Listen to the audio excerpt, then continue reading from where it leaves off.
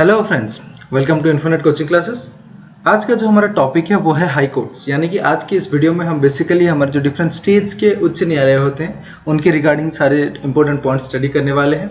तो बेसिकली ये जो वीडियो है ये इस टॉपिक का पहला पार्ट है और इस पार्ट में हम हाई कोर्ट्स के जो ऑर्गेनाइजेशन, उनके अपॉइंटमेंट, उनके जजेस के अपॉइंटमेंट्स, उनके qualifications, oaths and affirmations, 10 years और साथ ही साथ जो है उनका इम्पीचमेंट प्रोसेस यानी कि वो कैसे रिमूव किए जाते हैं, वो सारी टॉपिक्स हम कवर करने वाले हैं इस वीडियो में।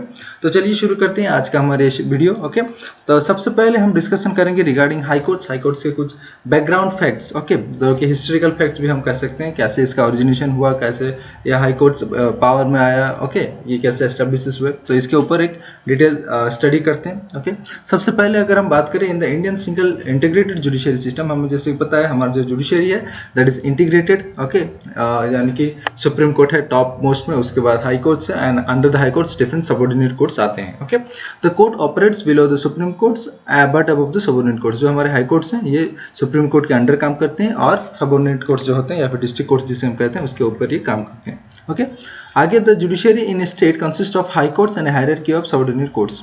तो स्टेट की अगर हम बात करें तो इस केस में क्या होता है, एक हाई कोर्ट रहता है और उसके under A hierarchy of subordinate courts यानी कि डिफरेंट सबऑर्डिनेट कोर्ट्स रहते हैं। ओके, आगे बढ़ते हैं।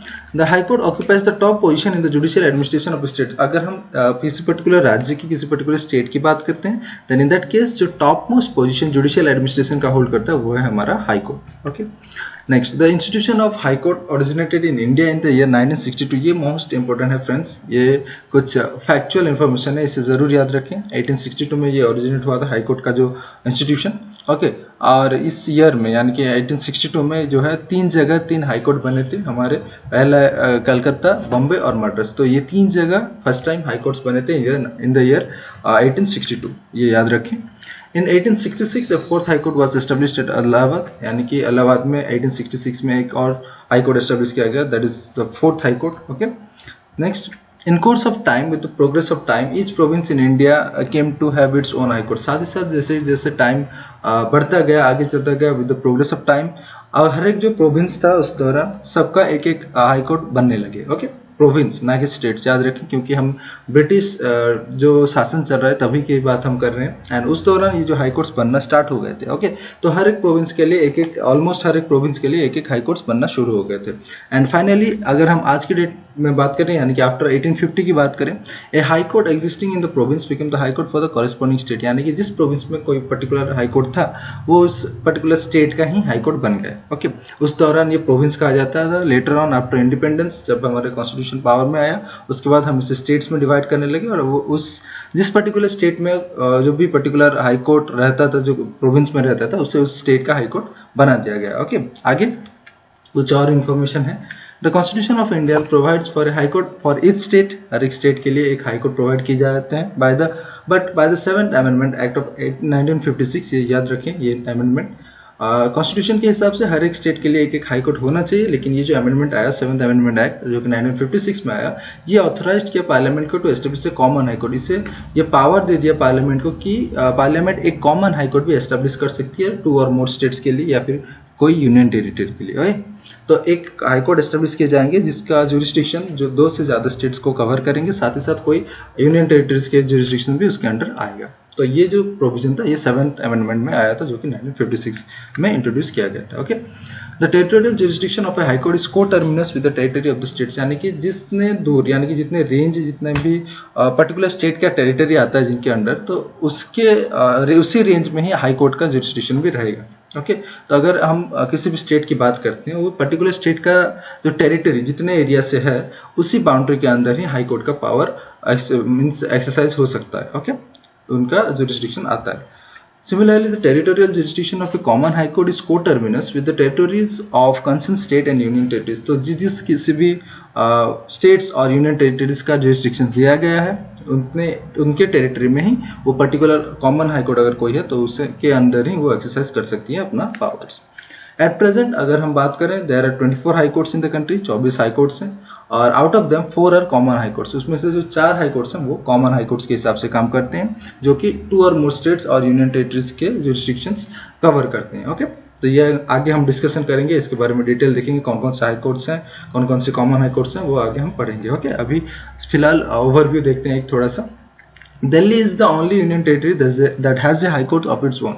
ओके, देखिए यूनियन टेरिटरी की अगर हम बात करें तो दिल्ली ही एक ऐसा यूनियन टेरिटरी है जिसके खुद का ओन हाई कोर्ट है, और ये जो है ये सिंस 1966 इनके पास ये हाई कोर्ट है। Okay, the other union territories falls under the jurisdiction of different states high court. बाकी के जो यूनियन टेरिटरीज हैं, यूटीज हैं, वो दूसरे स्टेट्स के जो हाई कोर्ट्स हैं उसके जुरिस्डिक्शन के अंडर ही आते हैं, उनके पास खुद का हाई कोर्ट नहीं है। The parliament can extend the jurisdiction of a high court to any territory और exclude the jurisdiction of a high court from any UT. तो ये जो अथॉरिटी है, ये जो पावर है, वो पार्लियामेंट के पास है कि ये किसी पर्टिकुलर हाई कोर्ट की जुरिस्डिक्शन को एक्सटेंड कर सकते हैं। ओके, बियॉन्ड 2 स्टेट्स दे सकते हैं, किसी यूनियन टेरिटरी की जुरिस्डिक्शन को इंक्लूड कर सकते हैं, या फिर रिमूव भी कर सकते हैं, यानी कि एक्सक्लूड भी कर सकते हैं किसी पर्टिकुलर स्टेट या हाई कोर्ट के यानी कि स्टेट या फिर यूनियन टेरिटरी की जुरिस्डिक्शन को, okay, from the high court. The articles 214 to 231, ये आर्टिकल्स जरूर याद रखें, नंबर 214 से लेकर 231 तक, जो कि पार्ट 6 के अंडर आता है। It deals with the organisation, independence, jurisdictions, powers, procedure and so on of the high court. तो हाई कोर्ट से रिलेटेड जो भी इंपॉर्टेंट पॉइंट्स हैं, इंपॉर्टेंट प्रोविजंस है, वो इसी आर्टिकल्स के अंडर आते हैं, इसी अनुच्छेद के अंदर 214 से लेकर 231 तक। ओके, जो कि पार्ट 6 है के में है हमारे कॉन्स्टिट्यूशन के। ओके, अभी देखते हैं आगे organisation of the states high courts जो है, डिफरेंट हाई कोर्ट्स के जो ऑर्गेनाइजेशन के ऊपर एक नजर डालेंगे। फर्स्ट ऑफ ऑल देखिए, every high court whether exclusive और कॉमन, चाहे सिंगल जुरिस्डिक्शन के हाई कोर्ट हो या फिर कॉमन हाई कोर्ट हो, consist of a chief justice. उसमें जो होते हैं एक चीफ जस्टिस रहते हैं। ओके, और साथ ही साथ अदर जजेस as the president may from time to time deem necessary to appoint, यानी कि एक चीफ जस्टिस तो रहेंगे ही रहेंगे, साथ ही साथ उनके कुछ और जजेस भी रहेंगे, और कितने जजेस रहेंगे ये प्रेसिडेंट डिसाइड करेंगे। ओके, कितने जजेस रहेंगे, कितने रिक्वायरमेंट हो रहे हैं पर्टिकुलर हाई कोर्ट में, उसके हिसाब से प्रेसिडेंट खुद डिसाइड करेंगे और वो अपॉइंटमेंट देंगे। ओके, तो जितने वो डिसाइड करेंगे नंबर, उतने नंबर ऑफ जजेस रहेंगे। आगे, दस the constitution does not specify the strength of high court. ये जरूर याद रखें, जो हमारे संविधान है इसमें कोई इसके बारे में कोई कितने जजेस रहेंगे, तो इसके स्ट्रेंथ का कोई स्पेसिफिकेशंस नहीं दिया गया है। ओके, पर्टिकुलरली मेंशन नहीं किया गया कि कितने नंबर ऑफ जजेस होने चाहिए, कितना स्ट्रेंथ होना चाहिए पर्टिकुलर हाई कोर्ट के, तो ये कॉन्स्टिट्यूशन में मेंशन नहीं है। और ये जो पावर है, it is the discretion of power of the president. President खुद से ही ये डिटरमाइन करेंगे as per the situation demands. Okay, accordingly the president determines the strength of high court. तो इस हिसाब से प्रेसिडेंट हाई कोर्ट के जो स्ट्रेंथ होते हैं डिटरमाइन करते हैं from the time to time, depending upon its workload. जितना वर्कलोड होगा, जितना काम होगा, उसके बेसिस पे अपना स्ट्रेंथ डिटरमाइन करेंगे हमारे राष्ट्रपति। मूविंग अहेड, अपॉइंटमेंट ऑफ जजेस। तो इसके जो अपॉइंटमेंट होते हैं जजेस के, उनके बारे में कुछ इंपॉर्टेंट पॉइंट्स जानते हैं।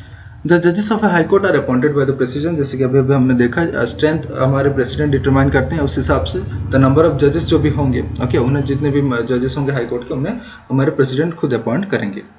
And the chief justice is appointed by the president after consultation with the chief justice of India. जो हमारे चीफ जस्टिस होंगे, ओके, हाई कोर्ट के, उन्हें अपॉइंट करेंगे president with the consultation of chief justice. तो chief justice of India जो होंगे, supreme court के जो चीफ जस्टिस होंगे, उनको कंसल्ट करके इन्हें अपॉइंट किया जाएगा। साथ ही साथ जो है गवर्नर को भी कंसल्ट करना पड़ेगा। ओके, तो जब भी प्रेसिडेंट किसी चीफ जस्टिस को अपॉइंट कर रहे हैं, तो ये 2 जन को कंसल्ट करेंगे। पहले जो है chief justice of India, okay, and the governor of the concern state. जिस किसी स्टेट के हाई कोर्ट में इन्हें अपॉइंटमेंट कर रहे हैं चीफ जस्टिस को, उस पर्टिकुलर स्टेट के गवर्नर को कंसल्ट करना जरूरी होता है। Okay, next, for appointment of other जजेस, बाकी के जजेस को अगर अपॉइंट करना है, then the chief justice of the concern high court is also consulted. तो उस केस में क्या होता है, उस पर्टिकुलर स्टेट के जो चीफ जस्टिस रहेंगे, पर्टिकुलर हाई कोर्ट के जो चीफ जस्टिस रहेंगे, उसी चीफ जस्टिस को कंसल्ट करना जरूरी होता है for the appointment of other जजेस। ओके, ये याद रखें, डिफरेंस है 2 point. In case of A common high court, अगर कोई कॉमन हाई कोर्ट में आपको कोई अपॉइंटमेंट करना है, then in that case the governor of all states concern are consulted by the president. तो उस केस में जो गवर्नर होंगे, ओके, यानी कि अगर आप कहते हैं 2 से ज्यादा स्टेट्स के जुरिस्डिक्शन आ रहा है, या फिर 2 से ज्यादा स्टेट्स के जो कॉमन हाई कोर्ट है, ओके, उनमें कोई जजेस अपॉइंट करना है, तो जो जितने भी स्टेट्स की जुरिस्डिक्शन उसके अंदर आ रहा है, वो उतने ही पर्टिकुलर स्टेट्स के गवर्नर से कंसल्ट करना पड़ेगा bye the president. Okay, president उनको कंसल्ट करेंगे और उसके हिसाब से वो अपॉइंटमेंट करेंगे डिफरेंट जजेस for those common high court. Okay, आगे आज भी कुछ पॉइंट है, देखिए ये कुछ डिसीजंस आए थे कुछ केसेस के अकॉर्डिंग। ओके, और इस डिसीजन के हिसाब से हमारा जो अपॉइंटमेंट प्रोसेस है ये इवॉल्व हुआ आ रहा है, यानी कि चेंज होते आ रहे हैं। इनसे रिलेटेड कुछ प्रोविजंस चेंजेस होते हुए आ रहे हैं। ओके, जैसे कि हमने सुप्रीम कोर्ट के जजेस के अपॉइंटमेंट के टाइम पे भी देखा था, बहुत सारे केसेस आए थे, बहुत सारे कॉन्ट्रोवर्सीज थे। ओके, एनजेएससी का फॉर्मेशन, जो कॉलेजियम सिस्टम का, उसके ऊपर पूरा हमने कंप्लीट डिस्कशन कर चुके हैं। तो इसमें सिर्फ और सिर्फ इसका ओवरऑल देखेंगे, ओके, क्या क्या कंक्लूजन था, इतने डिटेल में डिस्कशन नहीं करेंगे। अगर आपने वो वाली वीडियो नहीं देखी कि जो सुप्रीम कोर्ट के जजेस के अपॉइंटमेंट के वीडियो, तो वो आप जाके देख सकते हैं। ओके, तो उसमें हमने डिटेल डिस्कशन किए हैं। ओके, तो बात करते हैं सेकंड जजेस केस के बारे में, जो कि 1993 में आया था। इसमें क्या डिसीजन दिया गया था, देखिए। इन द सेकंड जजेस case of 1993, the supreme court ruled that no appointment of a जज of a high court can be made unless it is confirmative with the opinion of the chief justice of India. यानी कि 1993 में ये कहा गया कि कोई भी अपॉइंटमेंट, यानी कि हाई कोर्ट के कोई भी जज का अपॉइंटमेंट आप नहीं कर सकते unless it is confirmed by the और it is confirmative with the opinion of the chief justice of India. यानी कि चीफ जस्टिस ऑफ इंडिया हमारे जो सीजेआई हैं उनको कंसल्ट किए बिना, यानी कि उनका ओपिनियन कंफर्म किए बिना आप किसी जजेस को अपॉइंट नहीं कर सकते हाई कोर्ट की। ये सेकंड जजेस केस में डिसीजन दी गई थी। ओके, साथ ही साथ थर्ड जजेस केस आया आपका 1998 में। ओके, उसके जस्ट 5 साल बाद। और इसमें क्या कहा गया, इसमें ये कहा गया कि इन द थर्ड जजेस case that is 1998, the supreme court opined that in case of the appointment of a high court जजेस, okay, the chief justice of India should consult a collegium. तो ये जो 1998 आया, इसमें कॉलेजियम सिस्टम डेवलप हो गया। Okay, first time 1993 में ये कहा गया कि सिर्फ आप सीजीआई से ही कंसल्ट करके अपॉइंटमेंट कर सकते हैं। और थर्ड जजेस केस में ये कहा गया कि सीजीआई जो होंगे ये कॉलेजियम को कंसल्ट करेंगे। ओके, जिसमें कि बेसिकली 2 सीनियर मोस्ट जजेस होंगे सुप्रीम कोर्ट के। ओके, और उनको कंसल्ट करके सीजीआई अपना ओपिनियन देंगे। तो ये जो एक कॉलेजियम सिस्टम का डेवलपमेंट थर्ड जजेस केस शुरू हो गए थे regarding the appointment of high court जजेस। Okay, thus the sole opinion of the chief justice of India alone does not constitute the consultation process. तो इसमें ये कहा गया कि जो चीफ जस्टिस होंगे पर्टिकुलरली सिर्फ और सिर्फ उनका ओपिनियन मैटर नहीं रखता, उनके ओपिनियन के साथ साथ बाकी के 2 सीनियर जजेस होंगे, सीनियर मोस्ट जजेस जो होंगे सुप्रीम कोर्ट के, उनका ओपिनियन भी मैटर करता है। अगर ये 3 मिलके कोई ओपिनियन देते हैं एंड कन्फर्मिटी दिखाते हैं, then in that case only the जजेस of the high court be appointed. Okay, तो ये जो कंसल्टेशन प्रोसेस के ऊपर एक कॉलेजियम सिस्टम डेवलप हो गई, जिसमें कि 3 मेंबर्स आगे बेसिकली हमारे जो सीजीआई और उनके साथ 2 अदर सीनियर मोस्ट जजेस, इनका कंसल्ट करना बहुत जरूरी यानी कि कंपलसरी बन गया। ओके, आगे बढ़ते हैं। उसके बाद आया आपका देखिए एक कॉन्स्टिट्यूशनल अमेंडमेंट, जो कि है 99th constitutional amendment act of 2014 में आया। और जो है national judicial appointment commission act, ये भी आया। ये तो जो एक्ट है ये बहुत इंपॉर्टेंट है, 99th कॉन्स्टिट्यूशनल अमेंडमेंट एक्ट और जो एनजेएससी एक्ट से हम कहते हैं। Okay, national judicial appointment commission act 2014 में आया था। और इसने क्या किया, इसने जो कॉलेजियम सिस्टम चला हुआ आ रहा था, यानी कि जो सुप्रीम सीजीआई के साथ साथ जो सुप्रीम कोर्ट के जो सीनियर मोस्ट जजेस को कंसल्ट करने का जो प्रोसेस था, कॉलेजियम सिस्टम था, उसको रिप्लेस किया। ओके, ऑफ अपॉइंटिंग जजेस of supreme court and high court with a new body called NJSC. तो एक बॉडी क्रिएट हुई जिसे हम कह रहे हैं NJSC, national judicial appointment commission, और उसी को कंसल्ट करके यानी कि उनके रिकमेंडेशन के अकॉर्डिंग आप डिफरेंट जजेस को, चाहे सुप्रीम कोर्ट हो या हाई कोर्ट हो, उनको अपॉइंट कर सकते हैं। तो ये जो सिस्टम इसी दौरान यानी कि 2014 के दौरान आया था। Okay, after the 99th constitutional amendment act, और उसने कॉलेजियम सिस्टम जो प्रीवियसली चला हुआ रहा था उसे रिप्लेस कर दिया। तो इसमें क्या हुआ, हाउएवर इसे भी ज्यादा दिन चलने नहीं दिया। ओके, क्योंकि इसके रिलेटेड भी कुछ इश्यूज थे, वो डिस्कशन करेंगे हम। However, in 2015, the Supreme Court declared that the 99th Constitutional Amendment, okay, जो कि आया था 2014 में, as well as the NJSC Act, जो National Judicial Appointment Commission Act जो था, एज अनकॉन्स्टिट्यूशनल एंड वॉइड। तो सुप्रीम कोर्ट इसे 2015 में अनकॉन्स्टिट्यूशनल, असंवैधानिक और वॉइड डिक्लेयर कर दी। ओके, यानी कि ये लैप्स हो गया, ये एनफोर्स नहीं हो पाया। क्यों ये अनकॉन्स्टिट्यूशनल डिक्लेयर किया गया, उसके ऊपर एक देखेंगे। Consequently the earlier collegium system became operative. तो उस हिसाब से जैसे कि आपका एनजेएससी अनकॉन्स्टिट्यूशनल डिक्लेयर किया गया, सो उसके अकॉर्डिंग जो प्रीवियस मेथड चला हुआ आ रहा था, जो प्रीवियस प्रोसेस चला हुआ आ रहा था अपॉइंटमेंट से रिगार्डिंग, जो कॉलेजियम सिस्टम, वो फिर से ऑपरेटिव होने लगा। Okay, the verdict was delivered by the supreme court in the 4th जजेस केस। तो ये जो वर्डिक्ट आया था 2015 का, इसे 4th जजेस केस भी कहा जाता है, जिसमें कि एनजेएससी को अनकॉन्स्टिट्यूशनल और जो 99th कॉन्स्टिट्यूशनल अमेंडमेंट उसे अनकॉन्स्टिट्यूशनल एंड वॉइड डिक्लेयर किया गया था। ओके, तो ये किस लिए किया गया, the court opined that the new system would affect the independence of the judiciary. तो ये जो जुडिशरी के इंडिपेंडेंसी को हार्म कर रहा था, उससे वायलेट कर रहा था। ओके, तो अगर आप जुडिशरी को अलग रखे हैं, ये एक इंडिपेंडेंट ऑर्गन है गवर्नेंस का, तो उसे अपना जो अपॉइंटमेंट्स हैं, अपना जो रिमूवल्स है, जो भी उनके जो प्रोसीडिंग्स होंगे वो उन्हें खुद से करना चाहिए। ओके, तो ये उनका इंडिपेंडेंसी है। तो अगर जब भी ये जो एनजेएससी लाया गया, ये इस इंडिपेंडेंसी को हर्ट कर रही थी, इसी वजह से इसे अनकॉन्स्टिट्यूशनल डिक्लेयर कर दिया गया by the supreme court itself. Okay, आगे बढ़ते हैं। क्वालिफिकेशंस के बारे में डिस्कशन करेंगे कि आपको अगर एक हाई कोर्ट के जज बनना है तो आपके पास क्या क्या क्वालिफिकेशंस होना चाहिए। ओके, क्या क्या क्वालिफिकेशंस पार्लियामेंट के द्वारा स्पेसिफाई किया गया है और क्या क्या एक्स्ट्रा क्वालिफिकेशंस है, उसके ऊपर एक नजर डालते हैं।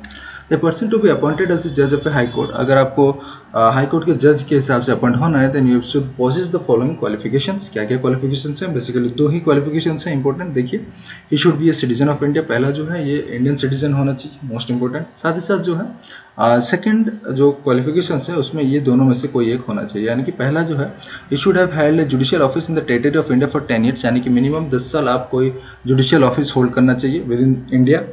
या फिर he should have been an advocate, आपको एडवोकेट होना चाहिए of a high court for 10 years. एक हाई कोर्ट के लिए आप कंटिन्यूसली 10 साल रहे होंगे तो भी चलेगा, या फिर डिफरेंट हाई कोर्ट्स में भी आप सर्व कर चुके होंगे एज एन एडवोकेट 10 साल के लिए minimum, then in that case also you can qualified for being a जज of a high court. Okay, तो ये 2 क्वालिफिकेशंस जरूर याद रखें। ओके, साथ ही साथ the constitution has not prescribed A minimum age, कोई ऐसा मिनिमम एज लिमिट नहीं है कि जिसकी वजह से, जैसे कि हमने MPs MLAs या फिर हमारे जो मेंबर्स देखे स्टेट लेजिस्लेचर के केस में, तो वहाँ पे जो होता है उनके लिए एक मिनिमम एज प्रेस्क्राइब की गई है, उस मिनिमम एज के बाद ही आप उस पर्टिकुलर हाउस के मेंबर्स हो सकते हैं। तो उसी प्रकार जजेस के केस में कोई ऐसा प्रोविजंस नहीं रखा गया है बाय द कॉन्स्टिट्यूशन, कोई मिनिमम एज नहीं है। Next, moreover unlike in the case of the supreme court, जैसे कि हमने सुप्रीम कोर्ट की बात की, the constitution makes no provisions for the appointment of a distinguished jurist as the जज ऑफ ए हाई कोर्ट। ये इंपॉर्टेंट पॉइंट याद रखें।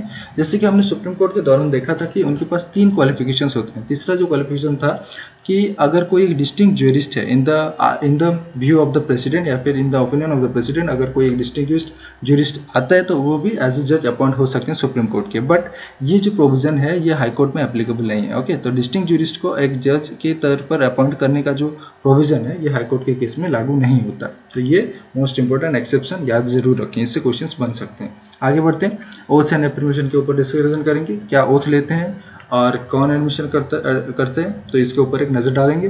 तो चलिए देखते हैं। तो जो हाईकोर्ट के जजेस होते हैं इनके ओथ में ये क्या क्या ओथ लेते हैं, देखिए, to bear true faith and allegiance to the constitution of India, ये याद रखें। ओके, पूरा विश्वास और निष्ठा के साथ ये अपना कॉन्स्टिट्यूशन के प्रति वफादार रहेंगे। ओके, इनके हिसाब से काम करेंगे कॉन्स्टिट्यूशन के हिसाब से। To uphold the sovereignty and integrity of India, India की जो सॉवरेनिटी और इंटीग्रिटी को बरकरार रखेंगे, संप्रभुता और जो अखंडता को वो बरकरार रखेंगे। साथ ही साथ जो है to duly and faithfully to the best of his knowledge and ability and judgment discharge his the duties of office without fear, favor, affection और ill will। तो ये सब के बिना, यानी कि जितना उनका एबिलिटी है, जितना नॉलेज है, जितना एक्सपीरियंस है, उसको सबको यूज करके पूरा बेस्ट अपना देंगे। ओके, बेस्ट एफर्ट देंगे और साथ ही साथ उसी के हिसाब से फेथफुली अपना ड्यूटी करेंगे, बिना किसी प्रेशर के, बिना किसी डर के, बिना किसी अफेक्शन या फिर इल विल के। ओके, तो न्यूट्रल होके एक अपना डिसीजन देंगे, अपना ड्यूटीज डिस्चार्ज करेंगे। तो ये ओथ लेते हैं हमारे जजेस। और साथ ही साथ to uphold the constitution and the laws, तो कॉन्स्टिट्यूशन, संविधान और जो नियम है, जो लॉज है, उसको भी ये उसके हिसाब से मान के ही काम करेंगे। ओके, तो ये मोस्ट इंपोर्टेंट है। ओके, तो इनकी जो ओथ होता है, देखिए, the governor of the state और some person appointed by him for this purpose administrates the oath of a जज ऑफ हाई कोर्ट, यानी कि जो हाई कोर्ट के जजेस होते हैं उनका जो ओथ होता है वो हमारे गवर्नर, उसी पर्टिकुलर स्टेट के गवर्नर एडमिनिस्टर करते हैं, या फिर कोई दूसरा पर्सन भी एडमिनिस्टर कर सकता है, जिनको कि गवर्नर अपॉइंट करेंगे particularly for that purpose. Okay, governor चाहे तो किसी और को अपॉइंट करके ये ओथ एडमिनिस्ट्रेशन करवा सकते हैं। ओके, आगे बढ़ते हैं। टेन्योर ऑफ जजेस। ओके, इनके जो टाइम पीरियड के है, टेन्योर है, उसके ऊपर कुछ प्रोविजंस हैं, डिस्कशन करते हैं उसके बारे में। तो अगर हम देखें तो पहला जो पॉइंट है, the constitution has not fixed the tenure of a जज ऑफ हाई कोर्ट। ओके, यानी कि हाई कोर्ट के जो जजेस होते हैं उनका कोई फिक्स्ड टेन्योर नहीं है एज पर द कॉन्स्टिट्यूशन। संविधान के हिसाब से कोई भी ऐसा कुछ फिक्स नहीं किया गया है कि कितने साल तक ये सर्व करेंगे। लेकिन however he holds office until the age of 62 years, तो इनका जो मैक्सिमम टाइम पीरियड होता है, ओके, ईयर वाइज, ये 62 ईयर्स तक अपना ऑफिस होल्ड कर सकते हैं। Any question regarding his age is to be decided by the president. अगर एज से रिगार्डिंग अगर कोई प्रॉब्लम आ रहा है, कोई इश्यूज, कोई क्वेश्चन आ रहे हैं, तो वो प्रेसिडेंट के द्वारा डिसाइड किया जाएगा in consultation with the CGI. Okay, CGI को कंसल्ट करके ये डिसाइड करेंगे हमारे राष्ट्रपति कि ये इन्हें जो पर्टिकुलरली अभी रिटायर्ड हो जाना चाहिए या फिर अपना पोस्ट छोड़ना चाहिए, एज हो गया है कि नहीं कंप्लीट। तो ये सारी जो क्वेश्चंस होते हैं ये प्रेसिडेंट का जो डिसीजन रहता है इस केस में फाइनल रहता है। ओके, ये याद रखना। Next, he can resign his office by writing to the president, ये प्रेसिडेंट को अपना रेजिग्नेशन देकर रिजाइन भी कर सकते हैं before the completion of his tenure. साथ ही साथ he can be remove from the office, ये रिमूव भी किए जा सकते हैं बाय द प्रेसिडेंट इन्हें रिमूव करेंगे on the recommendation of the parliament, यानी कि पार्लियामेंट के रिकमेंडेशन के ऊपर किसी हाई कोर्ट के जजेस को रिमूव भी किया जा सकता है by the president himself. Okay, finally he can vacates his office when he is appointed as जज ऑफ द सुप्रीम कोर्ट। अगर ये सुप्रीम कोर्ट के जज हो जाते हैं देन इन दैट केस ये अपना ऑफिस छोड़ना पड़ता है, यानी कि उस पर्टिकुलर हाई कोर्ट के जजेस के पोस्ट से इन्हें अपना पोस्ट छोड़ना पड़ेगा। और when he is transfer to another high court, या फिर अगर ये कोई दूसरे स्टेट के हाई कोर्ट में ट्रांसफर हो जाते हैं then in that case also he have to vacate his office before the completion of his tenure. तो ये कुछ पॉइंट्स आपको रिगार्डिंग द टेन्योर ऑफ जजेस याद रखना होगा। ओके, नेक्स्ट रिमूवल ऑफ जजेस, ये मोस्ट इंपॉर्टेंट है, इसके ऊपर एक नजर डालते हैं। ओके, इसका जो प्रोसेस को भी आपको अंडरस्टैंड करना पड़ेगा बिकॉज ये जो प्रोसेस है that is similar to that of the supreme court के जजेस के रिमूवल के प्रोसेस के साथ सेम है। ओके, सो जज of a high court can be remove from his office by an order of the president. अगर प्रेसिडेंट चाहें उनके ऑर्डर इशू करके ये रिमूव कर सकते हैं किसी पर्टिकुलर जज को। And the president can issue the removal order only after the address by the parliament has been presented to him in the same session for such removal. तो ये जो ऑर्डर इशू करेंगे प्रेसिडेंट हमारे, तो ये अपने खुद की मर्जी से ऑर्डर नहीं इशू करेंगे, लेकिन ये जो है एड्रेस यानी फिर रिकमेंडेशन ऑफ द पार्लियामेंट एक रिकमेंडेशन करेगी और एक रिजोल्यूशन पास करेगी और उसके बाद ही जो भी डिसीजन लिए जाएंगे वो प्रेसिडेंट हमारे लेंगे। Okay, for removal.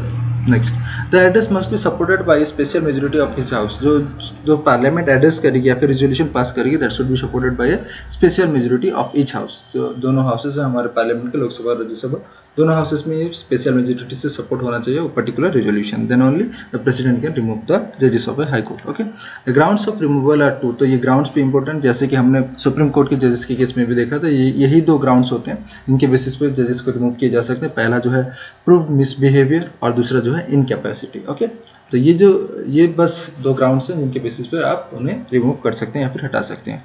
Finally, thus a judge of a high court can be removed in the same manner and on the same grounds as a judge of the Supreme Court. तो अगर आप supreme court के जजेस के removal process, impeachment process जानते हैं, then in that case ये भी as similar as to that of high court जजेस, रिमूवल ऑफ हाई कोर्ट जजेस है। ओके, तो जैसे हमारे सुप्रीम कोर्ट जजेस रिमूव होते हैं उसी प्रकार हमारे हाई कोर्ट जजेस भी रिमूव होते हैं, सेम ग्राउंड्स और सेम प्रोसेस। ओके, फिर भी एक बार देखते हैं, आपका रिविजन हो जाएगा।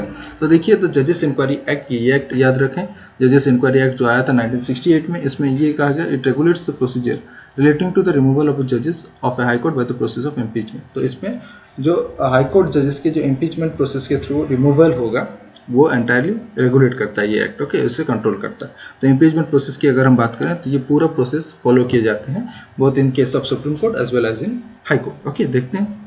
पहले देखिए, a removal motion side by 100 members. जहां भी अगर ये लोकसभा में इंट्रोड्यूस होता है तो इसे 100 मेंबर्स का साइन चाहिए, और अगर ये राज्यसभा में इंट्रोड्यूस होता है तो इसे 50 मेंबर्स का एटलीस्ट सिग्नेचर चाहिए। ओके, और ये जो रिजोल्यूशन इंट्रोड्यूस किए जाएंगे, रिजोल्यूशन मोशन या फिर रिमूवल मोशन इंट्रोड्यूस किए जाएंगे, and it is to be given to the speaker और चेयरमैन। ओके, तो ये सिग्नेचर करने के बाद स्पीकर या फिर चेयरमैन जो भी उस पर्टिकुलर हाउस के प्रिसाइडिंग ऑफिसर होंगे उन्हें ये सबमिट किया जाएगा, दिया जाएगा। Okay, after the respective signatures are given. साथ ही साथ जो है द स्पीकर और the chairman may admit the motion और रिफ्यूज टू एडमिट इट। तो ये स्पीकर या फिर चेयरमैन जो प्रिसाइडिंग ऑफिसर होंगे पर्टिकुलर हाउस के, उनके ऊपर ये कंप्लीटली डिपेंड करता है कि ये इसे एडमिट करेंगे, एक्सेप्ट करेंगे या फिर रिफ्यूज कर देंगे।